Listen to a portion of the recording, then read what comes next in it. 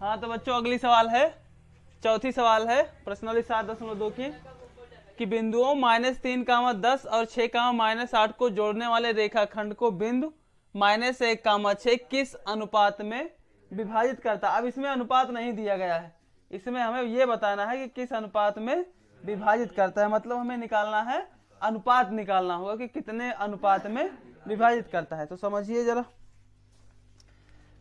इस वाले पॉइंट को हम कह रहे हैं कि ये -3, 10 है, ठीक।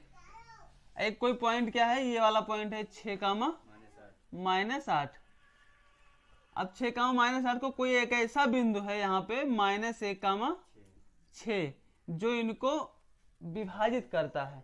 अब किस अनुपात में विभाजित करना है वो हमें ज्ञात करना है। क्लियर है इतना?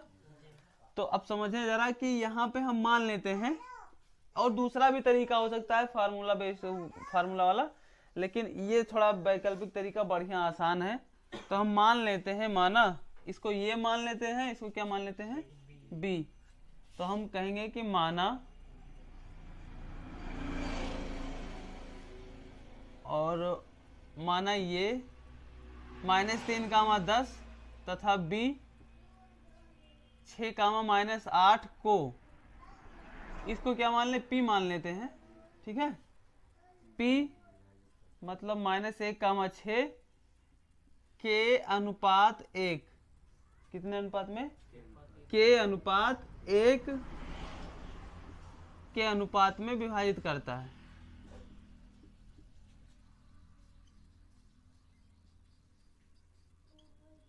के अनुपात में विभाजित,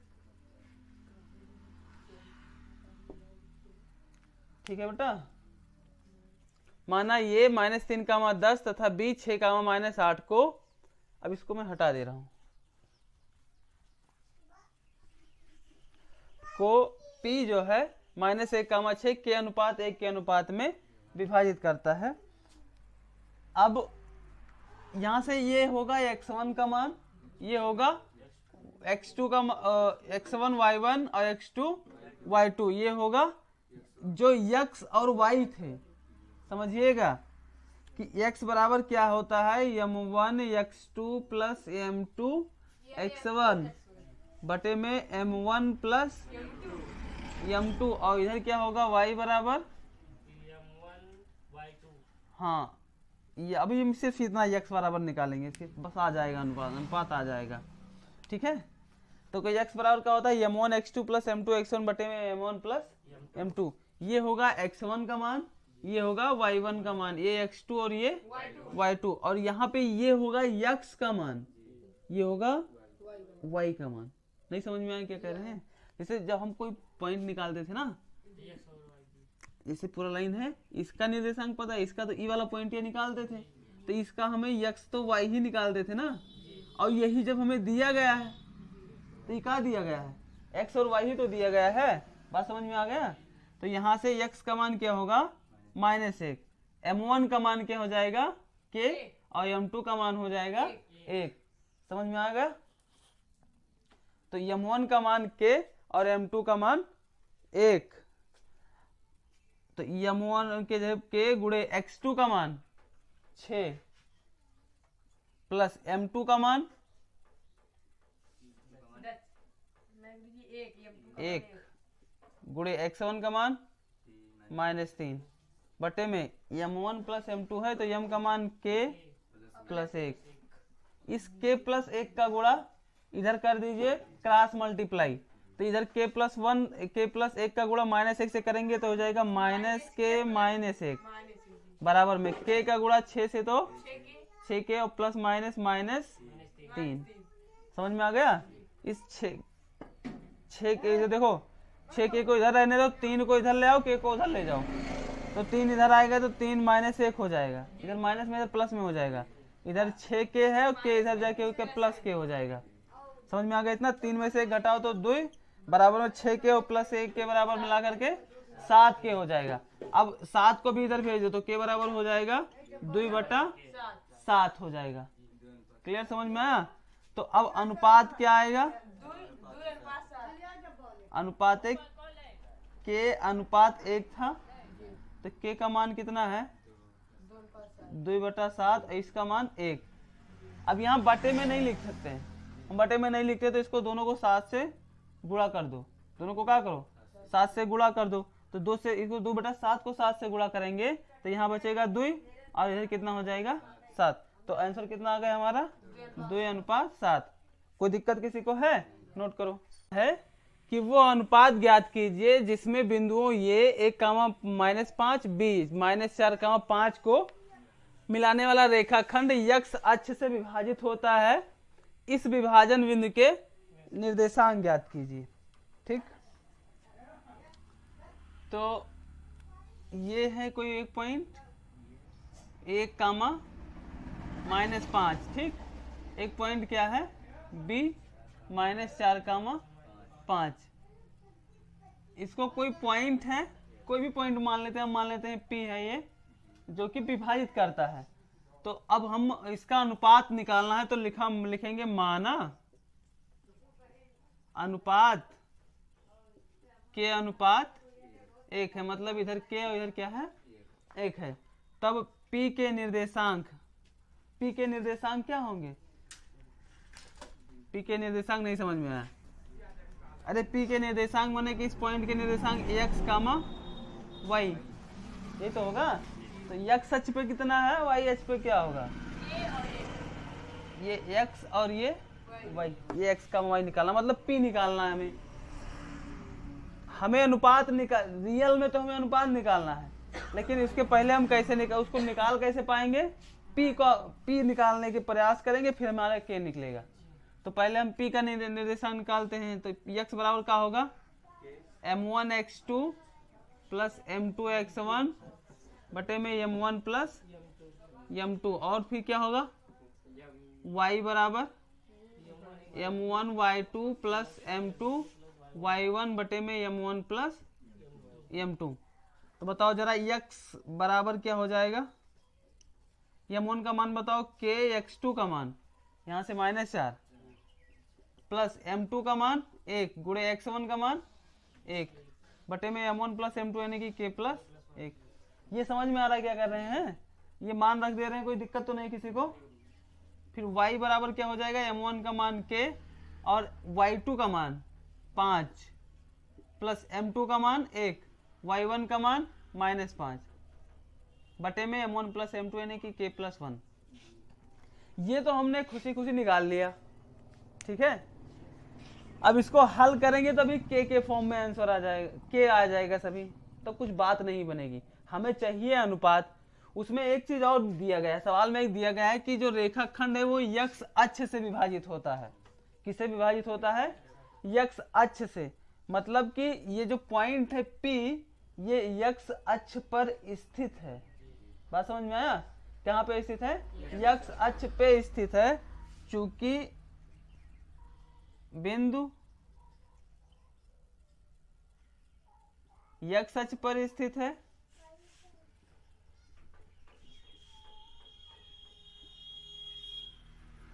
इसलिए क्या होगा कि y बराबर 0 होगा। नहीं समझ में आया? बिंदु यक्ष अक्ष पर स्थित है, इसलिए y बराबर 0 होगा। तो जो y का मान कितना है, इसमें y का ये वाला मान है, तो ये किसके बराबर हो जाएगा? 0 के बराबर हो जाएगा। तो मतलब 5 के -5 बटे में k प्लस 1 बराबर 0। कोई दिक्कत तो नहीं है। ये वाला पूरा किसके बराबर हो जाएगा? 0 के। k प्लस 1 का गुणा भी 0 से करा दो, तो इधर कितना हो जाएगा? 5 के -5 बराबर, ये 5 को उधर भेजो तो 5 के बराबर क्या हो जाएगा? 5 से 5 कटेगा तो k बराबर क्या मिलेगा? 1 मिला। मतलब अनुपात कितना आ गया? अनुपात k अनुपात 1 था, तो कितना हो जाएगा? k का मान 1, तो 1 अनुपात 1। किसी को कोई दिक्कत है? समस्या समझ में आ गया? अब समझिए जरा। और इसमें पूछा गया है कि इस विभाजन बिंदु के निर्देशांक ज्ञात कीजिए। मतलब P वाले पॉइंट का निर्देशांक ज्ञात करना है। तो एक निर्देशांक तो हमें मिल गया कि y जो है 0 है। नहीं समझ में आया? y 0 है या नहीं है? क्यों? क्योंकि वो पॉइंट P x अक्ष पे स्थित है। और दूसरा क्या कि k का मान हमें मिल गया। अब k का मान अगर इसमें हम x वाले की जगह पे रखते जाएं तो हमें मिल जाएगा, कोई दिक्कत तो नहीं होगा। तो x बराबर अगर निकालना चाहें तो कैसे निकालेंगे? x बराबर यहाँ से k का मान 1 गुणे -4 प्लस 1 गुणा 1 बटे में k प्लस 1 है तो 1 प्लस 1। x बराबर क्या हो जाएगा? -4 का गुणा 1 से तो -4 प्लस 1 बटे में 2। तो x बराबर हो जाएगा 1 में से 4 घटाएंगे तो -3 बचेगा, -3 बटा 2। तो p के निर्देशांक क्या हो जाएंगे? p हो जाएगा x हो जाएगा -3 बटा 2 और y वाला 0। ये हो गया हमारा आंसर। नोट करो। छठवीं सवाल है कि यदि बिंदु 1, 2, 4, y, x, 6 और 3, 5 इसी क्रम में लेने पर एक समांतर चतुर्भुज के शीर्ष हो तो x, y ज्ञात कीजिए। x और y का मान ज्ञात करना है। ठीक है बच्चों, तो सबसे पहले मैं बनाता हूं एक समांतर चतुर्भुज। कौन सा चतुर्भुज?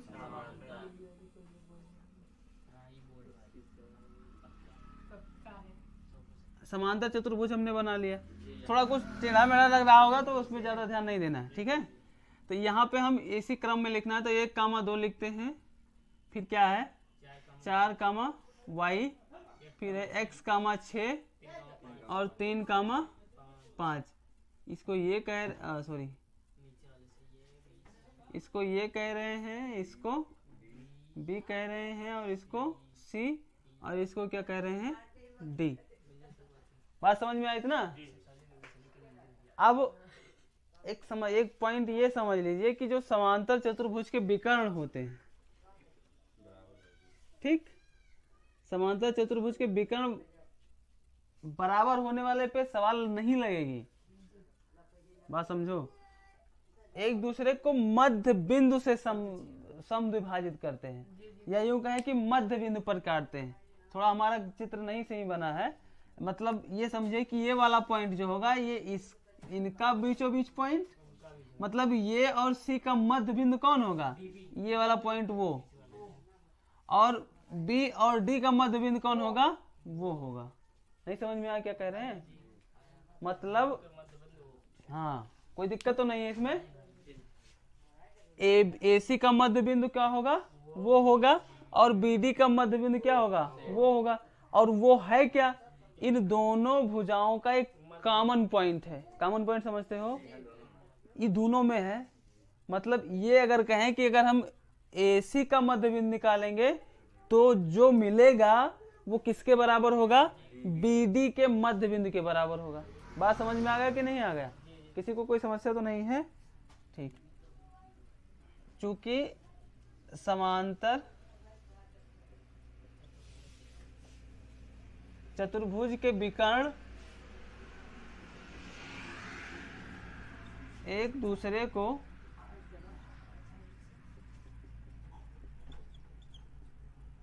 समद्विभाजित करते हैं, समांतर चतुर्भुज के विकर्ण एक दूसरे को क्या करते हैं? समद्विभाजित करते हैं। अतः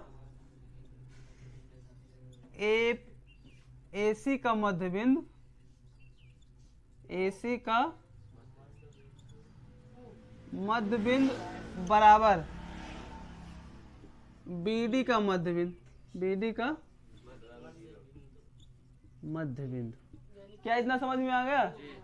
कोई समस्या किसी को है? अगर हमें किसी का मध्य बिंदु निकालना होगा तो कौन सा फार्मूला? x बराबर x1 प्लस x2 बटे 2, y बराबर का होता है y1 प्लस y2 बटे 2। ये मध्य बिंदु का सूत्र होगा ना।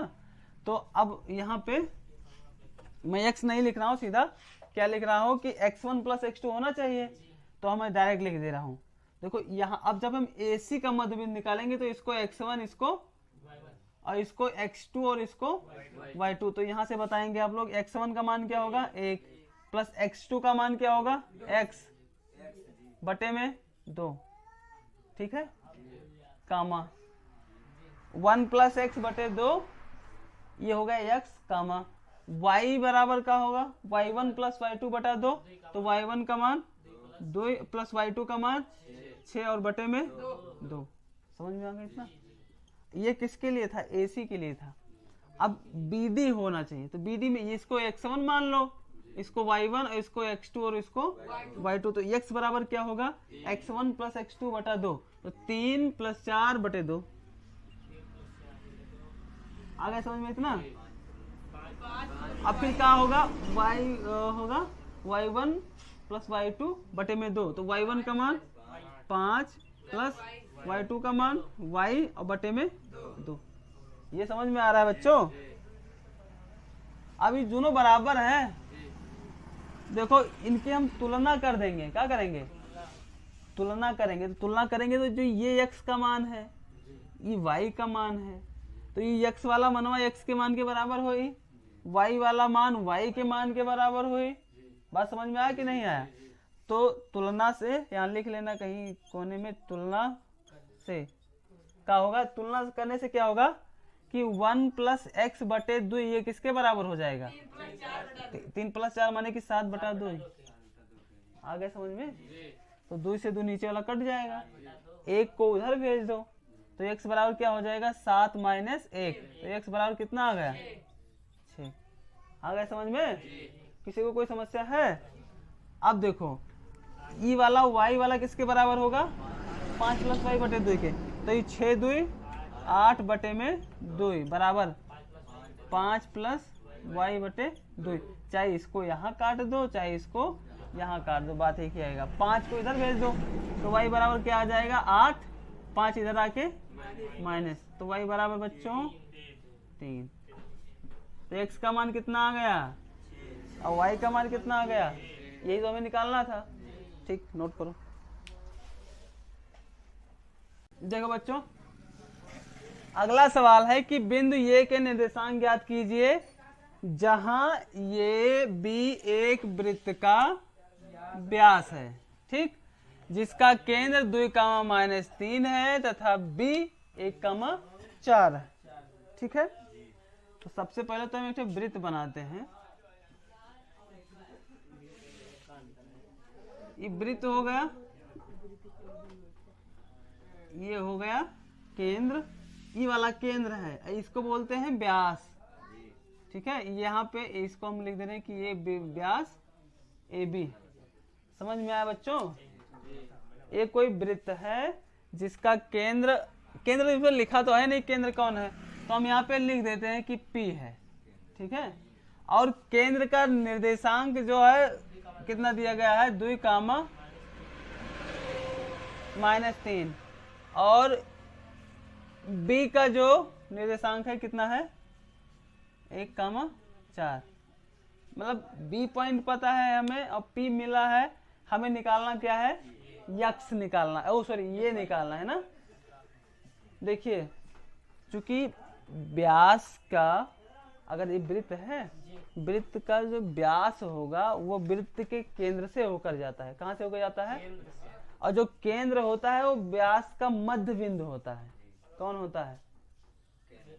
वृत्त का केंद्र व्यास। व्यास किसे कहेंगे? ये वाली पूरी जो AB लाइन है, हाँ, अब वृत्त 9th में पढ़ा होगा आप लोगों ने। तो AB जो है, AB का मध्य बिंदु कौन होगा? P होगा। बात समझ में आया? हल देखिए, चूंकि वृत्त का केंद्र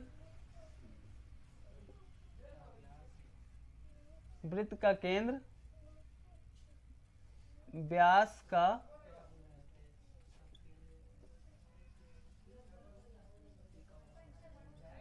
मध्य बिंदु होगा। क्या होगा? जो वृत्त का केंद्र होगा वो व्यास का मध्य बिंदु होगा। ये को हमने मान लिया कि x, ये y है। ये को हमने क्या खोल लिया? कह दिया कि ये x, y है। तो हम यहाँ पे चाहे लिख लें कि हम मान लेते हैं माना ये क्या है? x, y। किसी को कोई समस्या तो नहीं है इतने में? अब ये बताइए, चूंकि AB का मध्य बिंदु कौन होगा? p होगा।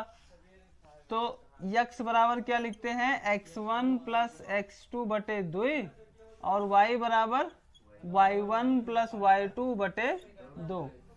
अब ये समझो जरा, ये होगा x1, ये होगा y1, ये होगा x2 और ये होगा y2, और ये कौन होगा x, ये कौन होगा y। समझ में आ गया। तो अगर x लिखना है तो क्या लिखोगे, 2, x1 का मान x प्लस x2 का मान 1 बटे में, ठीक, y का मान कितना है -3 बराबर y1 का मान y और y2 का मान 4 बटे में 2। ये समझ में आ गया। ये काम लगा के हम इन दोनों को अलग कर रहे हैं। ये 2 का गुणा इधर करा दो बच्चों, तो कितना हो जाएगा, 2 दूनी 4 बराबर x प्लस 1, और इधर 2 का गुणा कराओ तो -6 बराबर y प्लस 4। एक को उधर भेज दो तो x बराबर क्या हो जाएगा, 4 - 1, तो x बराबर क्या मिल जाएगा, 3। आगे समझ में इतना। इधर 4 को इधर भेजो तो क्या होगा, -6, पहले से ही ये 4 जाके क्या हो जाएगा -4, तो y बराबर कितना हो जाएगा, -4 - 6 हो जाके -10। समझ में आ गया। क्या निकालना है, ये के निर्देशांक। तो ये के निर्देशांक क्या मिलेंगे आपको, x, y। x का मान कितना है, 3 है, y का y कितना है -10, तो 3, -10। नोट करो।